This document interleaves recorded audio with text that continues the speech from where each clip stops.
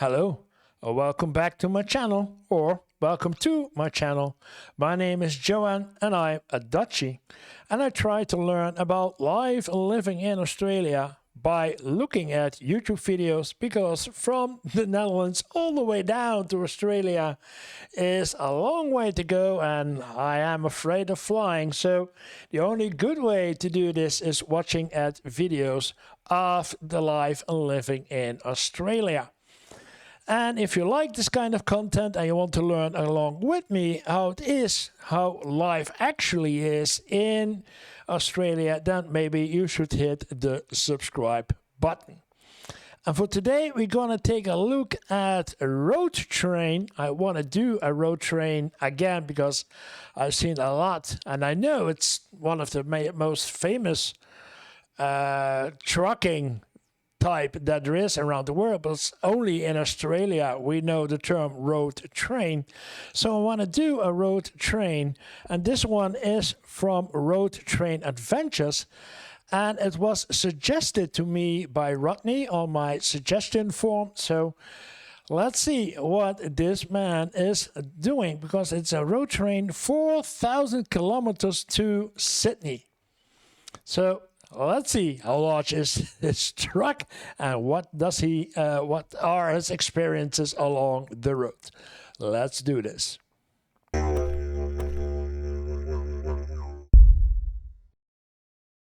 Road Train Adventures back again with another story, and this time we're going to be travelling 4,000 kilometres from WA to Sydney.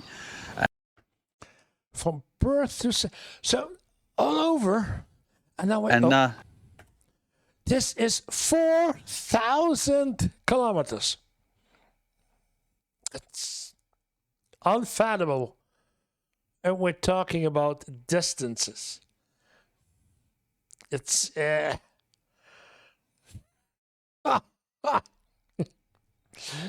living on a tiny island way down there. Wow, 4,000 kilometers.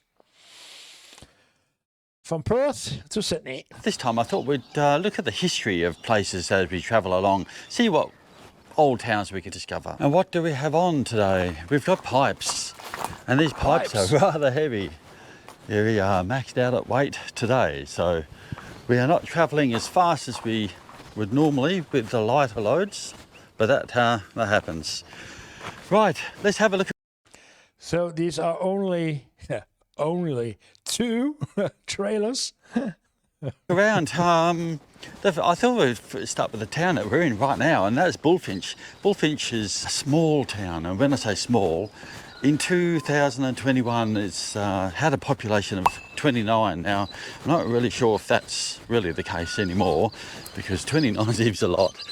Now if you have a look around, the road is, I don't know, must be at least 20 metres wide. I don't know if you can see this, but it is a very wide road. Yeah. So, well, let's just say my truck is 2.5 metres wide. You can see how wide it is. So part of the old history is this post office. I don't know how old it is, but let's have a look inside, because... But was he talking about 26 people living there? In order for people to get mail and stuff like that, they'll come here and they have their own key and just grab their own mail. So there you go, so people get their own... Okay, if I look at the post office and the mailboxes, it's, yeah, if there are only 26 people. Own mail, it's like an honor system. You just go in, and if you've got to go and get some parcels and stuff, this is the owner of the post office. That's nice. So they obviously live here, and across the road I know that there's people that live there, and also the next few houses, because I've seen people walking around and doing their stuff. So anyway, getting back to about the history of Bullfinch. So starting in 1910, roughly, that's when this town was gazetted to be a real town, and it started because of the gold rush. And they had 3 leases, and that went on for until, well, basically 1921. And after 1921, kind of disappeared, you know, people just left. And then after the World War II, I think that's when the second gold rush came, and yeah, people started coming to the area again. But as you can see, there's a lot around. a lot of space around to build your own home.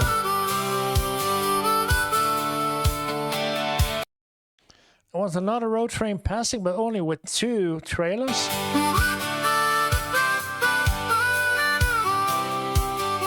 So here we are at Kilgardy, and Kilgardy is a small town about 558 kilometres east of Perth, which makes it also very close to Kalgoorlie. Although Kilgardy's got only 850. Okay. These are the blocks. People, it was actually WA's 3rd largest. How many people? Although Kilgardy's got only 850 people, it was 850. actually WA's 3rd largest town.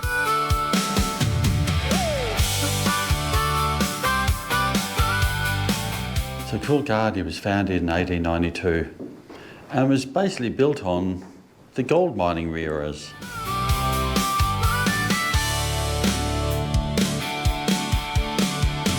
The sun is peeking through the morning haze. Ooh, music.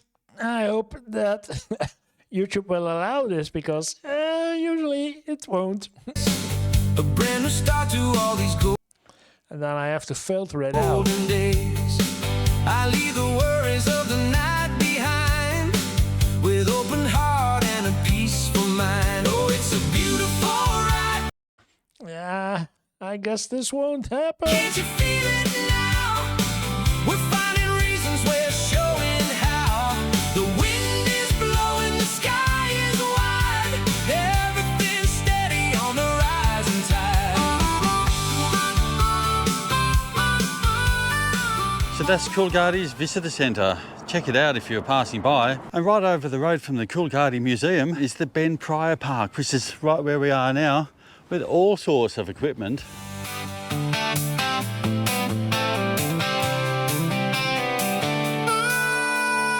Oh, one other thing I've got to mention about the Kilgardy Council here, whenever there's bushfires, close the roads sometimes. So if there's a bushfire south of here or going east, all the trucks have got to line up here. So all down the road here are trucks lined up, and all down behind me. Just over here is the rec centre, and over there is where, well, they open it up and they put on a sausage sizzle, and they basically supply all the truck drivers for breakfast, lunch and dinner, bacon and eggs, and great food. So they do a great job here looking after us. 850 people, and being the 3rd largest village or city in West Australia. Oh, wow. So it's really sparsely that people live in West Australia.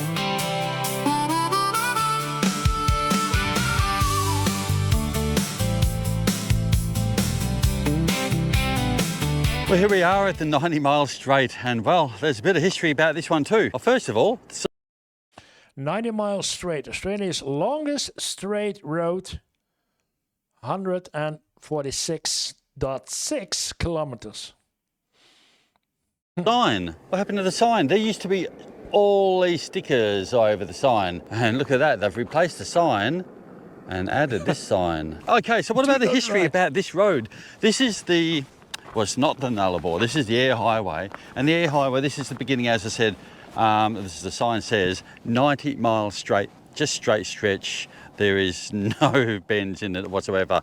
So the history of this road, until probably 1990, it was a gravel road. So they had different sections. So they started around in 1967. They started doing bits of sections from the Norseman end, and South Australia started doing their end. This would have been bad to go all these kilometres on a gravel road. Now, they said in the 1950s and 60s they would only grade these highway once a year, so it would just get worse and worse throughout the whole year. Man, I would not like to have done that, but if you've done it, in the comments please let us know some stories. Now, I know that I've heard from other truck drivers who are a bit older than me, and they would talk about times where, you know, in the old days well, you had no air conditioning, no power steering. They were underrated power trucks because we didn't have much power back then. So at night time, because it was so hot, they would be sleeping under the truck, and yeah, Under the truck to get some kind of shade. yeah, just to try to keep cool, because it does get hot with the hot motor. Anyway, that's the air highway.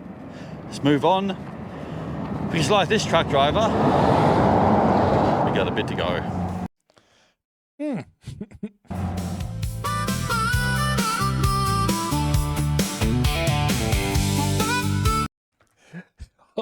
One out 90 miles, 146.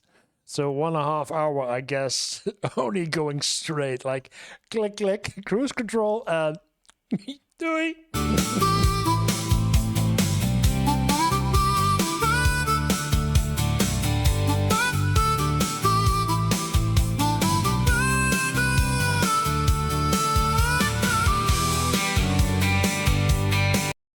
Yeah, it's now he's nearing the coast, but these are wonderful views. But it's the best pieces, and it's a wonderful day, of course. But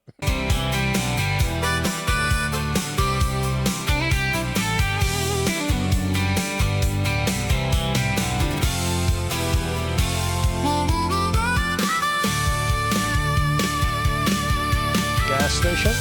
Sorry, servo. Well, here we are at Nullarbor Roadhouse, and this has got a bit of history to talk about. So what can I talk about? The Nullarbor Roadhouse? Well, in 1956, a guy called Alwyn, or Scobie as he was commonly known as, started selling petroleum just to raise a bit of money, you know, because it was a big farm, 1.25 million acres around this place. Anyway, he started selling petroleum for extra money, and his wife started selling cupcakes and cordial and stuff like that. So that was the start of how the Nullarbor Roadhouse started. Now, from what I could see in the history, it started in a stone building, which may be the building. Well, I know the workers' accommodation is way over there. Not sure whether that's the building, but besides, don't see any stone building that's around here now besides the accommodation blocks. That could be it. If anyone knows, let us know in the comments.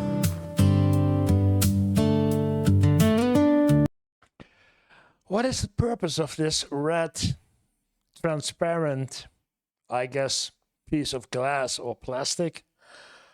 Is it because of the flies? But yeah, I know. What's the purpose of this, Wayne?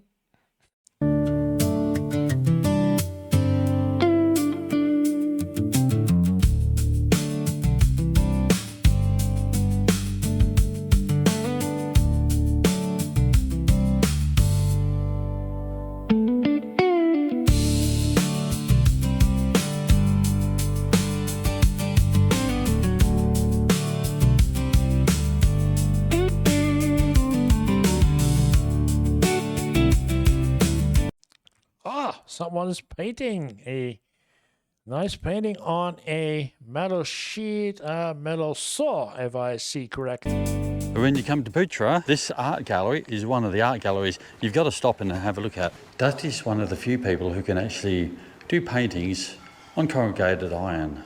So about 400 kilometres down the road is a place called Putra in South Australia, and this place was settled around 1920, they say. There's not many buildings here except for the big silos across the road, and there is a railway that's that was made in 1920 as well, I think. But just down the road is an older place, and that was called Minapa, and that was 1878 when it's first settled, and that was 30 kilometres down the road. Now this place does have a hotel and a school and a caravan park. Oh, and across the road there's a roadhouse that truckies use a lot now that it's just reopened. So the school was getting old. It started in 1920 as well, but unfortunately that was closed down in 1976. The area is well known by this, well, I don't know what you call it. It's called a dinosaur ants. So Dinosaur ants? check out a picture of that for Okay. for you. Peter Humpy.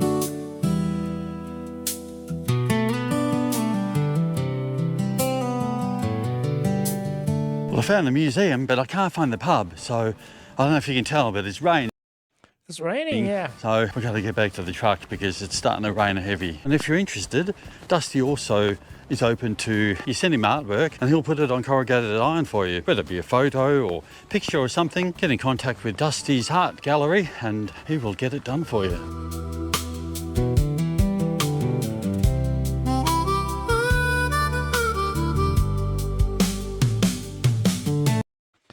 I was thinking, imagining how you have to do this trip while there was only a dirt road and not nicely paved like now. So it's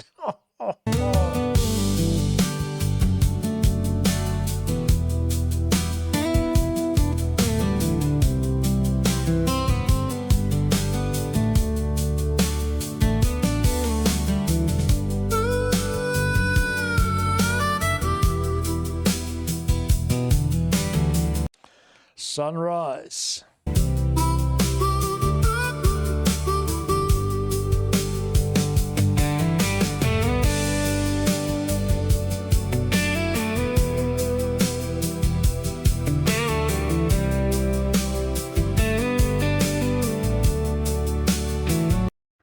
A lot of windmills I see now in this video for energy, but they are not that nice in the total view of the landscape. How do Australians feel about these windmills?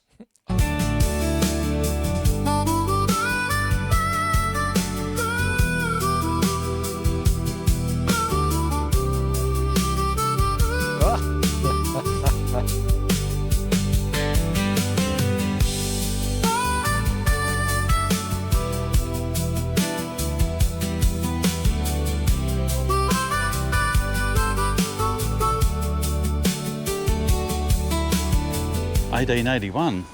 That's a new building. Let's move on. We're moving down the New building, 1881? road to New South Wales. Welcome to sunny Gundagai. Oh wait, there's nothing sunny about this. It is dreary, it is cold, wet. Oh yeah. You know what's funny? I must look like a silly person. Everyone's rugged up with like the jackets and stuff like that, and I'm in just a t-shirt. Yes, I am a little cold, but in the truck is nice. There was a large flood in 1844 and a lot of the buildings were destroyed. And then in 1852 another flood came along, and that was even a bigger flood. And these two guys here, Flood. these two Aboriginal A flood? I casually say okay, but a flood?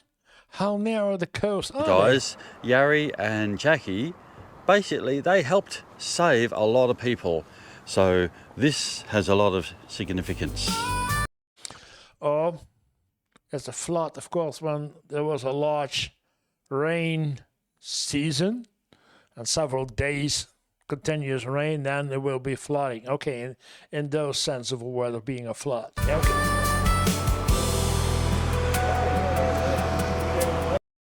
Historic Kangaroos, I hope. Oh, there's a hard word. This is an H. This Kangaroos Bakehouse. No clue if this is a real what letter this is, but bakehouse. So historic bakehouse, but what this is, I have no clue. In 1864, German immigrants William Bibbo built and opened the bakery. So it's from German background.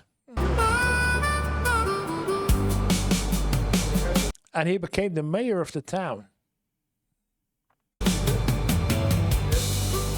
There's a track winding back to the old-fashioned track. Well, we've heard that before. Along the road to Gundagai. This is the old mill in Gundagai, and it's the oldest building, built in 1848. Remarkably, it's the only structure that survived all of the floods that I was talking about earlier. The floods that came in 1952, 53, 1870 and 1925. And in 1852, when basically the rest of the town got washed away, this is the only place that's, well, still standing.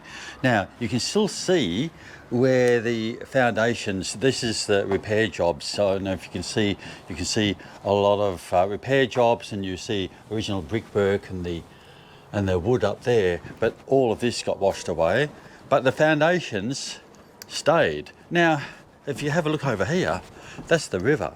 So as you can see, any kind of flooding would come right up here, and all of these houses here, wow. Okay, that explains where the flooding is coming from. I mean, just imagine the flood that had to wash away. Town is up the next street, which is, way up there anyway. So it must have been a very big flood. And it happens often by the sounds of it. Last we come to the Prince Alfred Bridge. Wow, another old one. So this was, well, they started building this in 1864 and they finished it in 1867. This was one of the first longest bridges in New South Wales for, well, wooden structures anyway. You can kind of see some of the railway bridge, but anyway, it was closed in 19... A railroad bridge. A wooden... One of the first. Sorry, in 2021 because, well, as you can see, the structure just got too bad. Yeah. But only closed in 2001?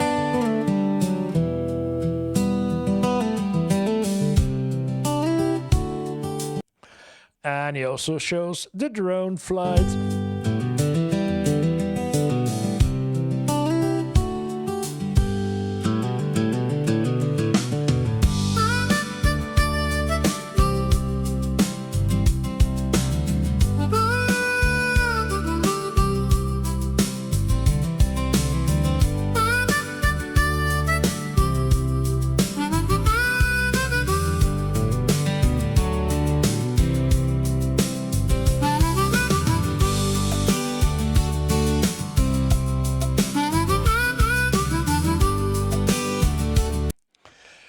Oh, wow, all these landscape views, beautiful. I can see why a lot of people do this job because of the beautiful sights you have to see in Australia. But if I saw in the first video when I started this channel, sometimes it's really rough and hard working, so it's not always roses and sunshine as a road train trucker.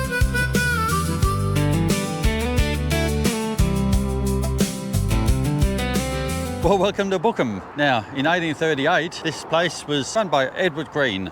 Now, Edward, he had a name for this place, and see if I can say it. In fact, we can have to put it on the screen. Come Bookham Bookma.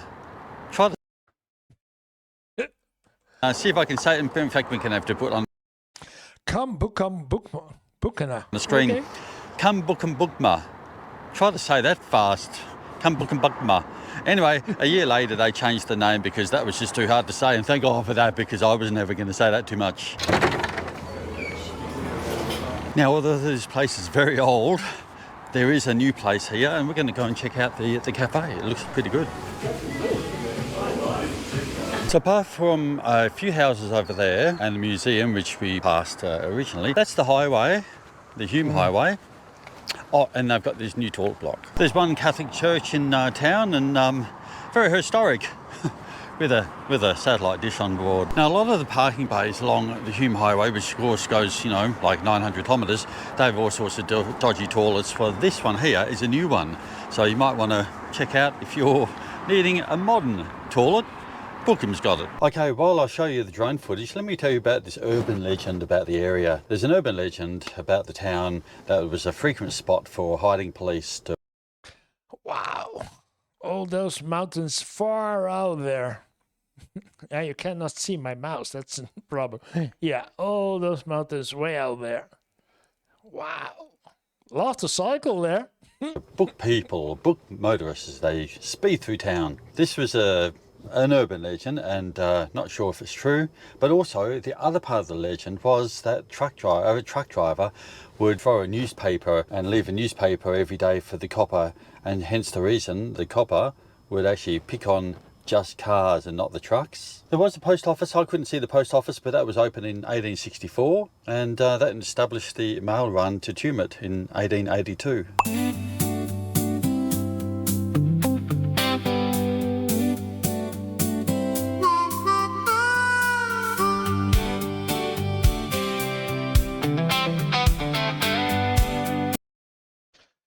British colony, so you drive on the left side of the road.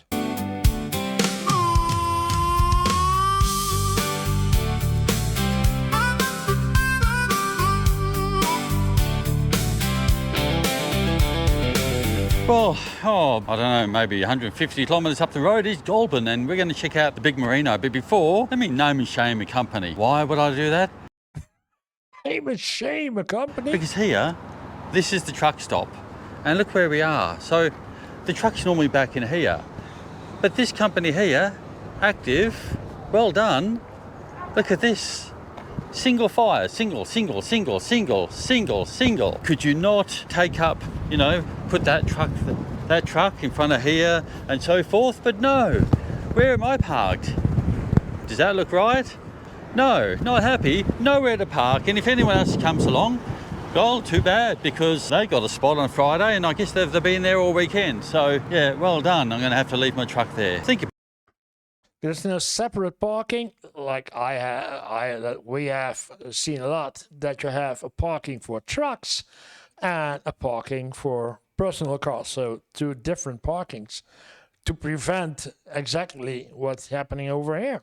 about it next time. I tell you what, it's colder here than it was down south. So here's the big merino. Oh, how big does it look? It doesn't probably look that big on camera, but I tell you what. It looks big enough.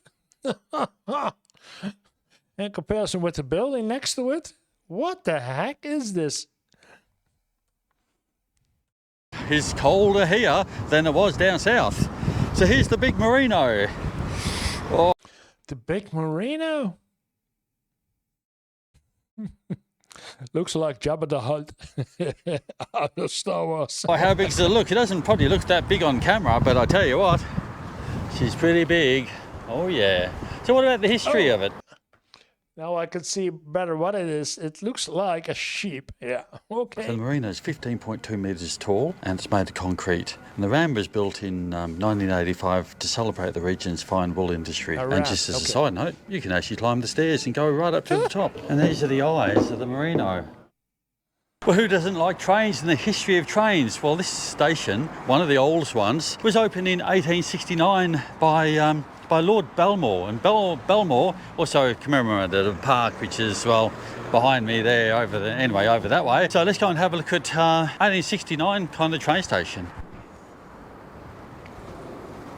So as you can see, the station has been done up, has been painted. In fact, looks recently. It's very nicely well done. And I guess just opposite, that's where the freight trains would go. And not to forget, this was the hub of where they would connect trains and do the servicing of the trains. And I think it was, some years later, then they ran the train all the way to Albury. And then 2 years after that, I think in 1878 or something, they had trains going all the way to Victoria. Imagine going on a train on that in that era. So before we leave Goulburn, we've got to talk about Goulburn Prison. Everyone's heard of that before. So Goulburn Prison, okay. Goulburn's first lockup was built around 1830 and the gallows were built in 1832. There were plans for a new prison complex in 1879 as a part of a scheme to bring the colony from its backward position in regards to the prison buildings. Under the supervision of William Cole, it was formally proclaimed. Is he allowed to have his drone up by actually filming the inside of the prison? There's a jail and a prison and a house of corrections. In 1884, the jail has become a place of detention for male prisoners. In 1893, prison label was used to build an additional 127 cells, 6 exercise yards for youthful offenders, and a further yard for prisoners waiting a trial. In 2000. So this is one of the first prisons used by the time that the Brits actually brought over? No, because that's 200 years later. So no. My mistake. 15, Goulburn attracted controversy after a prisoner who was housed in the maximum security wing escaped after he cut through the gate at the back of the small exercise yard, which was attached to his cell. Anyway, that's Goulburn Prison.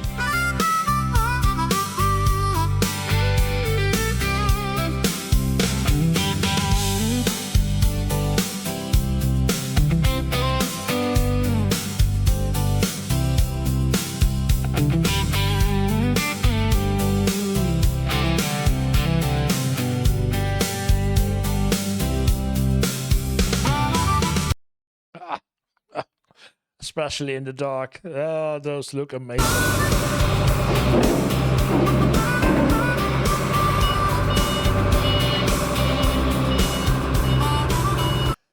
He arrived in Sydney. Wow, interesting video. Seen a lot. Again, wonderful landscapes to admire, but also a bit of history of all this, the villages that he came through on his way to Sydney from all the way of Perth. So that's 4,000 kilometers. OMG. Well, let's see if YouTube accepts, because all of the music, it is a YouTube video, so I would expect that YouTube won't do anything bad with my video reacting to, but you never know. So it could be that you hear and see this video without any music. Then I had to remove the music to keep this video up. Wow. Interesting video. We're learning, and we keep on learning about life and living in Australia.